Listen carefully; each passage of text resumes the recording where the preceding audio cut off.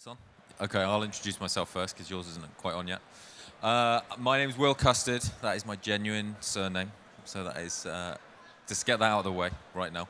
I work for CrowdComms. I am a UX designer by trade, so I run the engineering team at CrowdComms. So we build the product, we grow the product, I run the roadmap. So that's my background. Oh, I don't think you're on yet. You need to press the button on the button. Should have been turned off. Let's turn them off. Take that one for him. I don't know who turned that off. Hello. Yeah, there you go. Yeah. Thank you.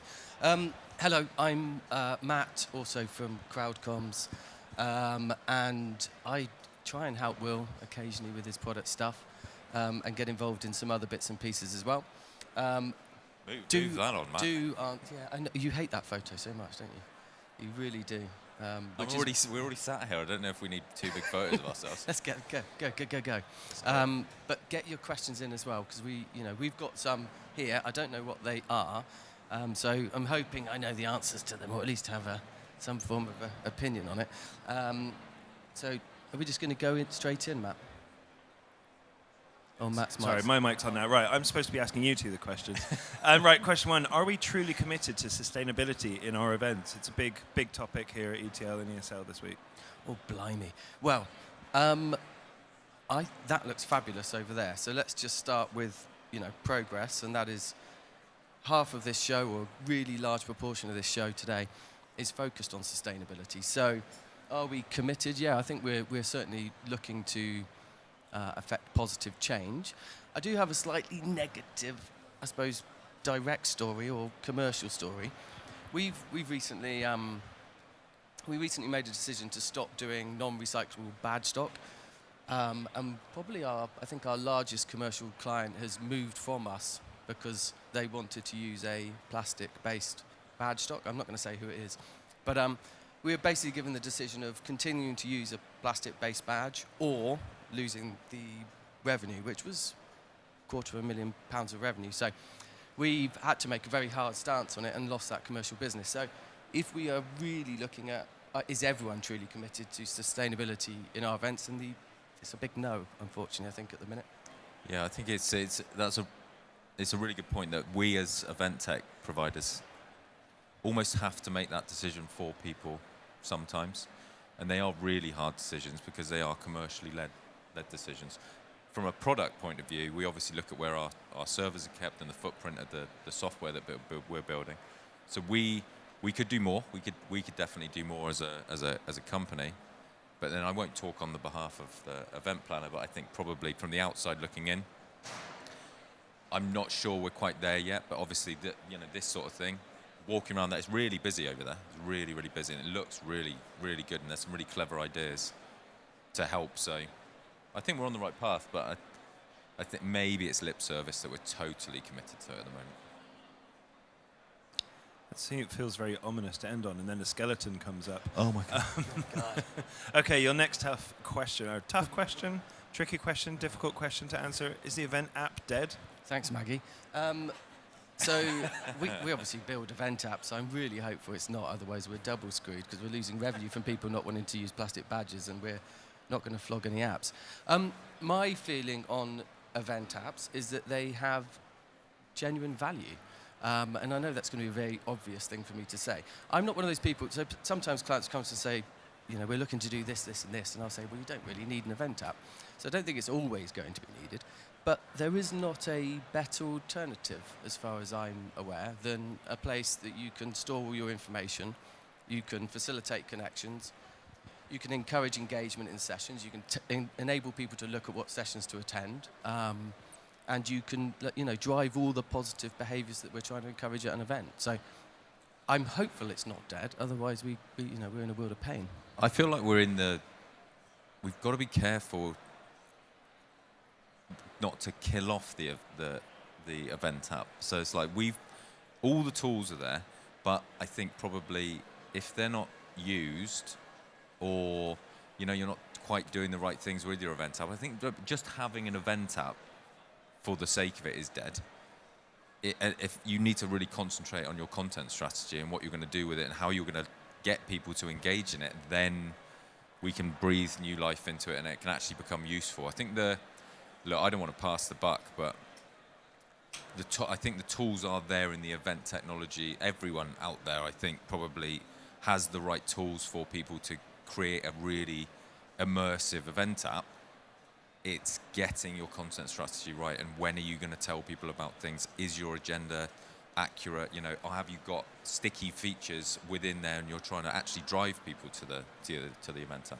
Yeah, I mean, not being egotistical in thinking that the event app is a super massive part of your event. It is there to enable you to deliver a quality content strategy, and enable you to focus on harbouring positive conversations. So it plays a small part in that, but I don't think there's a better alternative at the moment.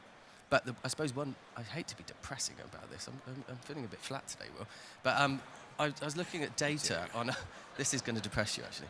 I was looking at some of the data on our platforms, and almost 10% of the event app reports are not accessed. So 10% of our clients aren't even accessing the reports that they might be able to, validate the effectiveness of that app, or look to get data from the app to improve the quality of that particular product and how they deliver it. They're not even downloading the reports or gaining access to the reports that enable them to make those, genuine decisions on the revenue that they spend on this piece of technology. Yeah, on that front, I don't know whether it's a sort of self-fulfilling prophecy that the data's not accessible enough or usable enough to learn from it and iterate on every single event app that you do. I do agree with you that you can't take one event on its own and just look at the data for that. You have to fail fast. You have to learn again, fail fast, try something, get rid of it for your next event app. That didn't quite work. Let's try something different next time. Look at the data again. Did we have an uplift in engagement? Are you suggesting you have to have multiple bad apps before you can have a good one? You have to, and we were all learning. Every day's a school day. So it's when we building software, which is I can only talk from building software rather than running events. I'm not an event planner, but that is how we build software. You build something, you test it, you review it, you validate it, you review that, you try and iterate on it, you go again, you get to an MVP. It's a constant cycle of trying to improve, and when you're building products anyway, you are throwing away quite a lot of ideas along the way as you go, trying to get to the minimum viable product. I don't see why that theory can't be used for event app planning. Maybe we need to educate people better in terms of how to get that data and use it in a more meaningful way. I think usable data is the thing that is probably, along with AI, I think it's probably the thing that someone needs to crack in this industry. That we've all got lots of data. We're working on lots of things in the background. It's one of the harder things to do, but being able, combining the two, not to go too into our product roadmap, combining the two things together, AI and access to every data point, will be quite powerful. So hopefully it's getting the right insight to people to learn and try different things. Okay, brilliant. On to question 3. Do we genuinely care about accessibility and inclusivity in event planning? You guys were talking about this yesterday in terms of UX and the tech, right? We were, weren't we? We were. So we care about it. I think it's hard to, from an event tech standpoint, I don't want to keep saying this. The tools are there. If you want to populate your event app with alt tags and ARIA tags and make sure that it's truly accessible, your event tech provider should take you a certain, a length of the way, but you've got to do the final bit to make it truly accessible and control the design of it and make sure it's kind of inclusive for everyone. I think we want as big an audience as possible. I think everyone would like as big an audience as possible. So it's just paying attention to it would be probably my advice. Is if you never even consider those people, you think, okay, the 15% of people who have visual impairments or physical impairments or neurodiversities, 85% is an okay target to go for. That's most of the people that I'm looking for. Then I don't think that's good enough. But I'm not sure we genuinely care enough about it at the moment. We've got a gun for content being available for 100% of people. We've got a gun for 100% of people being able to have the same quality of conversations, to meet people and engage with people. And if we're not gunning for 100% having that equality, then we're failing. I think most people here that you'd meet would be absolutely in agreement that we care about it. Caring and having the time or even potentially the expertise to affect it in a positive way are different. But this is about caring, and I'm sure there's not going to be anyone here who doesn't care about wanting to be inclusive and wanting to create experiences that are accessible. But do you think there maybe should be, or are there standards available that people could follow when it comes through planning your events and such like? Yeah, the WCAG has lots of tools that you can run through. So if you've built an event app that's, I'd imagine, web-based, you can't really do it on a native app, but you could do it on your web-based solution. Just point the domain name at the WCAG, and it will tell you the rating of the accessibility of your event app pages. You can run it on multiple, and then you can think about strategies. Look, we were saying yesterday in our talk, we have the thing we need to do as event tech providers is make sure that the browser compatibility is up there. The alt tags are available for people. The ARIA tags, which, if you don't know, are descriptors around icons, not just the alt tags, are kind of for imagery. And if you've got a submit button that's a plus or a go button, for example, then it gives you a bit more context around the button for screen readers. Make sure we've got Dragon, we're compatible with Dragon that it's going to read out. Make sure we're ready for voice activation, keyboard activation. We do that, so we get you so far. But we've also given people the tools to almost reverse it. So if you never put your alt tags in and you make all the copy like really long and wide and really crushed up, then that's not going to be very accessible. So it's a bit of both. Yeah, good question. Yeah, there's a good question come up. I've just enlarged on the screen. Do we care about inclusivity enough when we're not even bothering to make our stages inclusive? Where's the representation, the speaker lineup? I mean, for me, immediately, there should be a ramp. I was going to say, if I was I mean, there might be a ramp. So there isn't a ramp, a permanent ramp. I don't know. I'm not involved in this show. I'd be surprised if there wasn't a ramp somewhere, like maybe tucked under the stage. But I don't know. But it's a very, very good point that just looking around, and that's what Gabby does really well, is the more physical side of an event. Is it accessible? Is it diverse? Are we representing the right people? Is a whole other question, yeah. The representation of the speaker lineup, if we're looking at myself and Will, we don't have diversity in this. It's two middle-aged white men. I think I'm slightly chubbier and have got a silly ginger moustache, but no, that's we're obviously we're not providing a diverse lineup here.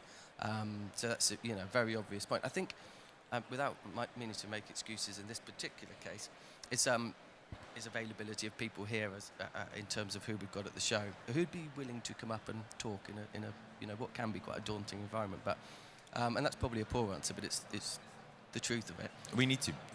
Everyone needs to do better. Yeah, we've all got to do better. Absolutely. It's a great picture. Is the old school mentality of working long days in the event industry changing, in your opinion? I think my team this time of year I've got a few of them I can see looking at me, hate my guts, if I'm honest. And I don't know how to make it better, is the reality. We're doing a lot of events.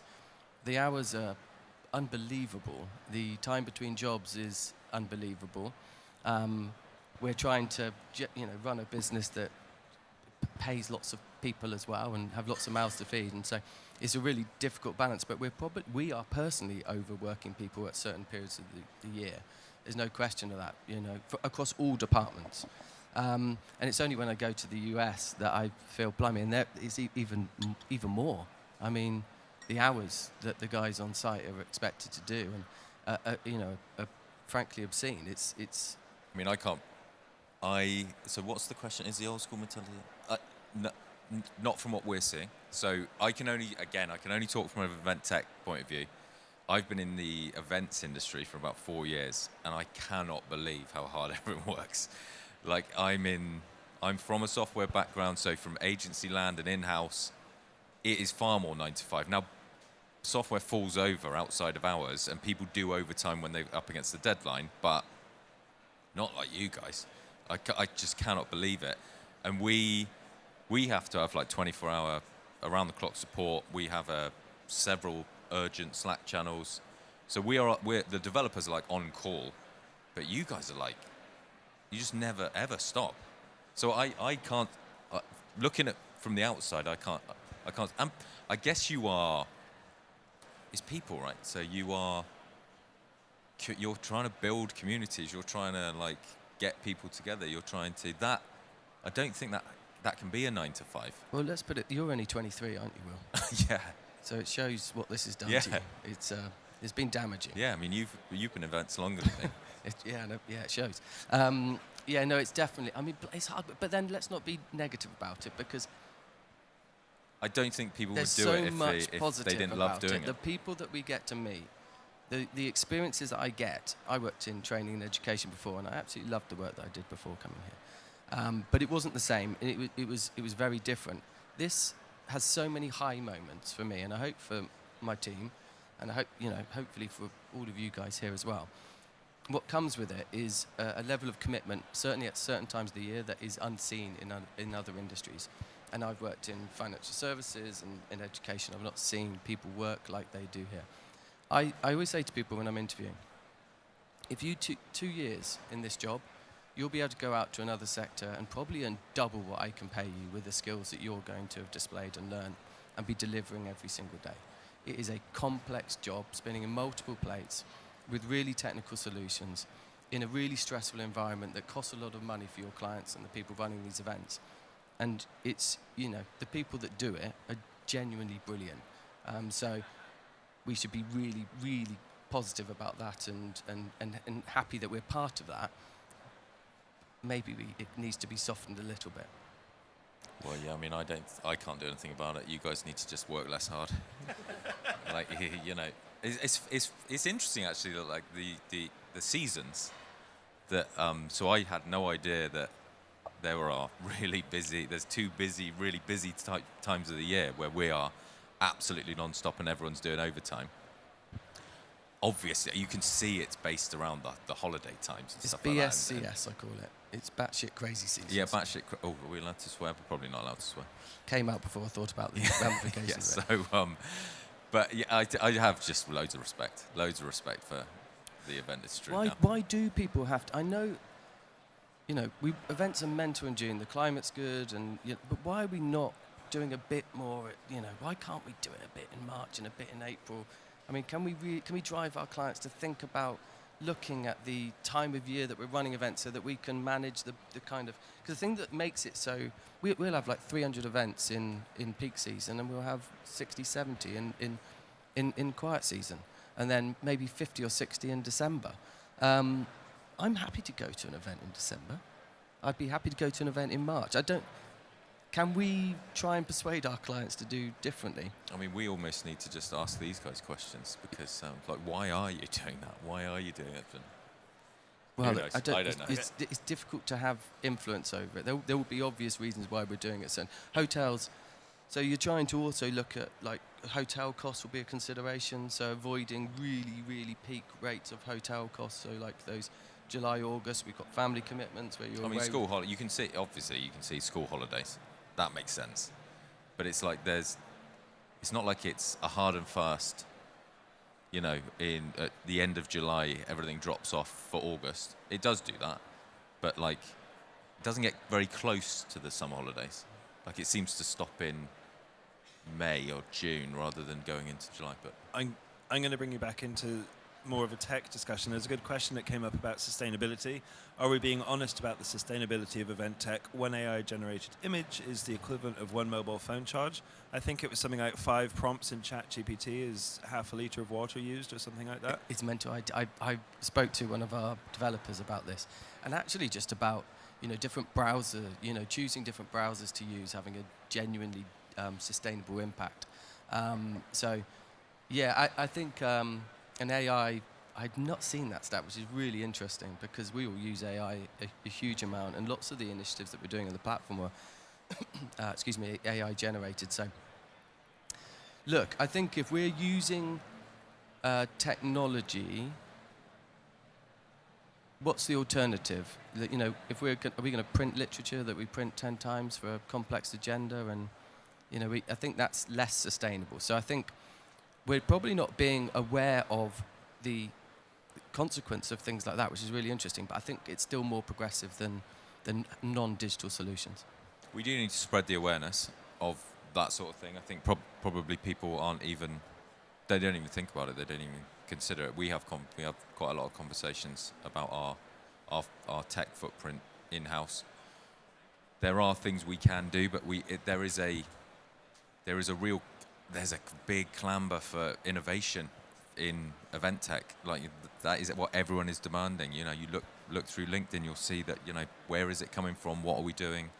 Everyone's talking about AI. Everyone's talking about data. You need the power behind it to do it. So you can't have both. So there is compromise, and I think at the moment people are burying their heads in the sand a little bit to the footprint of that. But we're not really educating people on that front. The throwing things away in the pile of rubbish at the end of the day is far more visible, so it's far more obvious. Sustainability, though, sorry to come back to, I'm going to waffle a bit more about it. We're always going to want to come together as humans. It's human nature we revel in it, don't we? I think we need it. Lots of people need it. Some people need it more than others. So I don't think it's going to go away. I'm not suggesting that you just are defeatist about that, but an acceptance that we want to bring people together to have conversations, to collaborate, to drive innovation. That's going to happen. We've just got to make sure that we do it in as sustainable as way as possible. Sorry, I'm just making space so that if people want to come and sit down, there's space at the front. Okay, so you're kind of talking about AI just then. Obviously, every session's had a little bit of it today. We're all talking about it. What are we actually doing with it other than, maybe writing some content, using some prompts, things like that? Well, if you come over to C1 and see us, I can take you through our personal roadmap. I'm not going to touch on our personal roadmap at the moment, but obviously 2025 is going to be the year that we all start properly bringing out these tools in anger. I know we're all saying we're using AI. That low-hanging fruit of things you can do already outside of event tech and copy and paste it in, that, session description, image generation, things like that, I think that will be the basic, that will be the prerequisite. If you don't have that, then you're going to stand out for not having those super basic things. Ours are going to be, we don't want to do. We're going to do them, but they're not the things that excite us. They are not. We do not want to use AI for the basics. No, they have to be there. It's like you just don't even think about it. Talk about a previous question about people being so time poor and working ridiculous hours. The innovation we want to have is a system where you tell your computer, tell RCMS. Don't give away the farm. I know you're going to hate this, but you just audio prompt what you want. I need an event out with our logo, with an agenda with these sessions. I need a speaker list, and it does the hard work for you. That's what we should be trying to do. That's presenting a solution to people that are time poor. Yeah. And what it does is make that insight piece. It's really good at making decisions for you. So, crunching that data and giving you insight off the back of it. So, again, come and see me privately. I won't bore you with everything that we're on the roadmap because I'm sure everyone else is looking at it. You cannot be ignoring it, even if you don't want to or you don't have the skills in house to do it. You have to find a way to accommodate it because, literally, everyone is all anyone's talking about. Okay, virtual and hybrid. Will it ever be better than in person? That question annoys me a bit. Does Thanks, Maggie. does it have to be better? Does it have to be better? I mean, it can be. It's just part of your event format, isn't it? It's a way that we can increase our reach. We can have greater accessibility. It gives people the opportunity to share in content that they perhaps couldn't do before. We enable people to engage with that same content in much the same way that we can encourage you to engage with it live. So it's just a different mechanism of delivering content. Will it be better? No, but it could be the more appropriate in a given moment. So I think you might not have a budget to do an event for 1,000 people, but you've got a budget to do an in-person event for 100 and make sure that 900 people can still be part of that experience and have the opportunity to engage with that content. You might have accessibility requirements where you cannot get to the event in a given time, but you want a mechanism to watch it and to be able to gain the same insight that people here are providing and are delivering. So, yeah, I think it's not better. It's just a different format of delivering content. Yeah, I would agree with that. It is, yeah, totally. They are. I see them as different things. So as someone who is, what's the word? What am I, Leanne? It's not. I'm not. That's My dangerous. social That's battery dangerous. is not huge. So being at an event like this for 2 days, I do like seeing people. I do get energy. I do like the social aspect of physical events. So I do like doing it for a certain amount of time, but then I really appreciate virtual events because perhaps I can concentrate on that a bit more. I can relax into my own environment.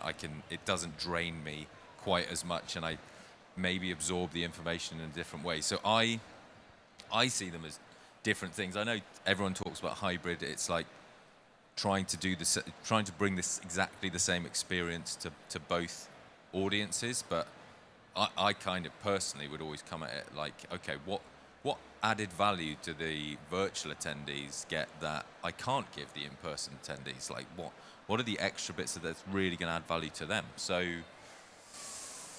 I think it can be better in some ways, but they're different, like you said.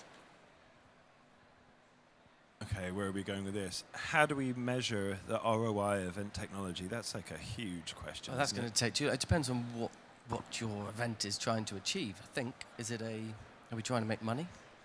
In which case you need to have a way of validating whether your event is made. What are you trying to? Are we trying to bring a group of stakeholders together to facilitate greater conversations, to collaborate, to learn from each other?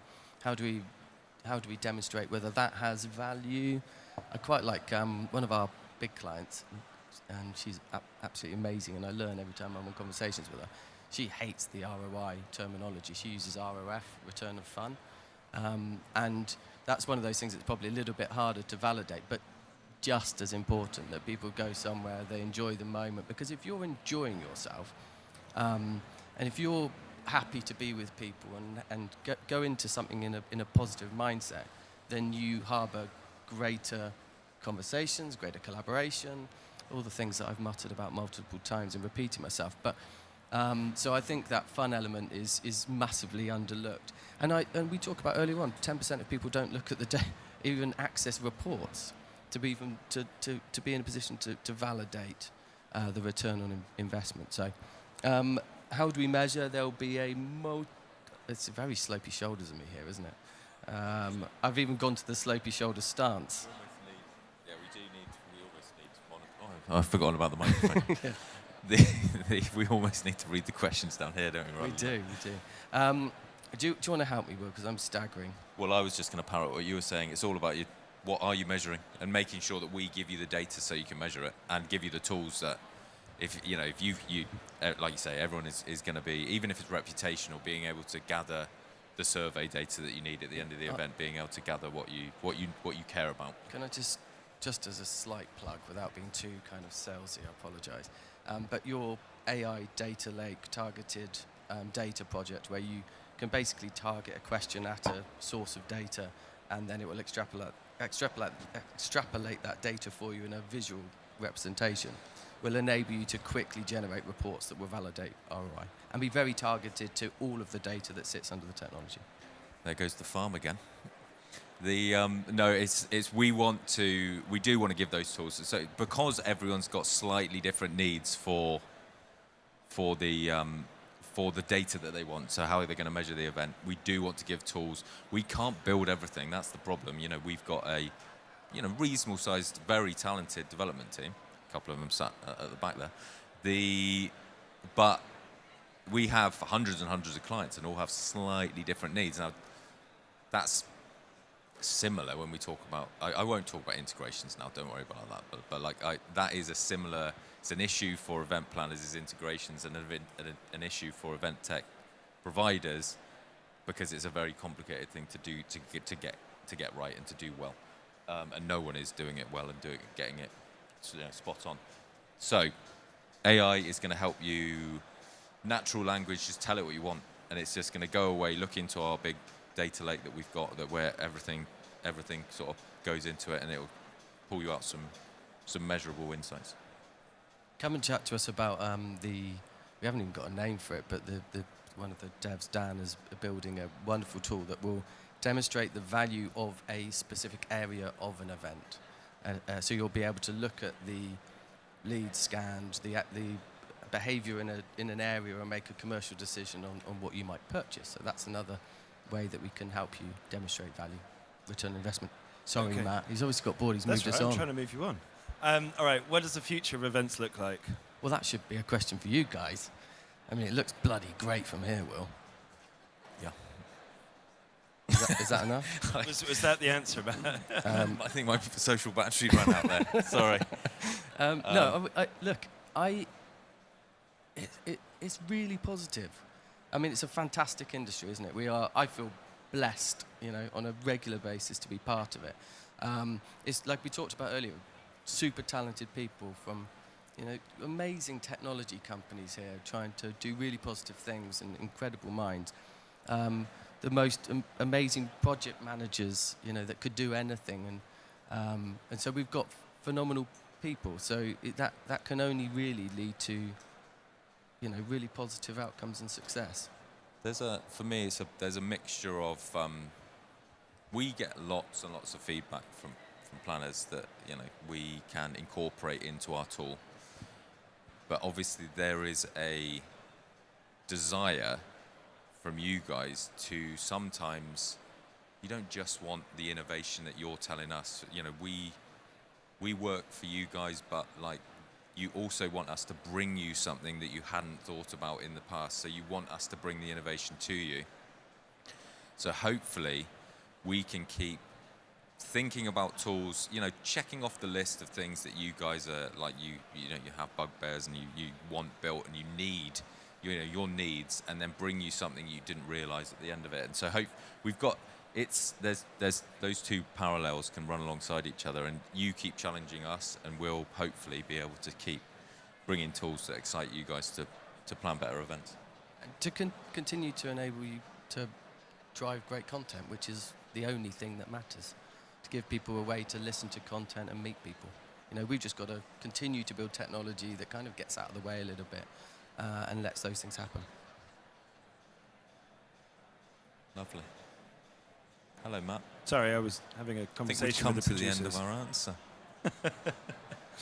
Okay, so does anyone else have any other questions for Matt and Will today about events, about event tech, anything else that you'd like to fire over to them? We can rove around with a microphone, or you can scan the QR code. Do I take this off, or do I don't know. Oh, yeah. I'm going to bring you back to the topic you absolutely hate, ROI.